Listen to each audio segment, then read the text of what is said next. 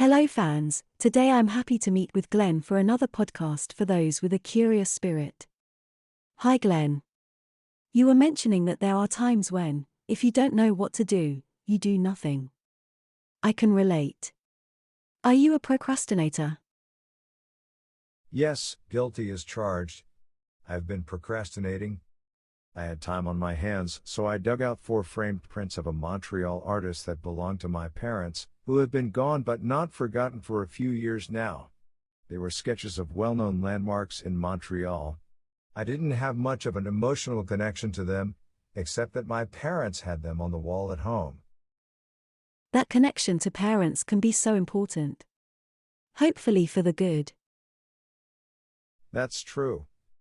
It isn't always a positive thing, unfortunately. The frames were old, but not in a good way. There was some damage to the actual prints. They were large and multiplied by 4, would take up a lot of space on the wall. What to do?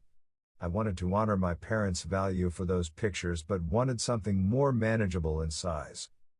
Having traveled throughout England, I learned that buildings and physical objects had to be repurposed, otherwise they would head for the dump, or the tip, in British terminology. An old boat becomes a long raised flower bed, for example. Old structures built as a pub can become a prison, then town hall, and now a bed and breakfast accommodation. Well, before I did anything irreversible, I wanted to confirm the value of the prints. I didn't want to become a joke on the Antiques Roadshow. I checked with a gallery, who referred me to a certified art appraiser.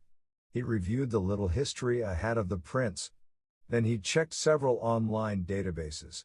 Lastly, he talked me through his findings on other similar art pieces and framing styles. I quickly learned that these pieces of art were worth about $60 each. In a way, I was relieved they weren't worth a lot.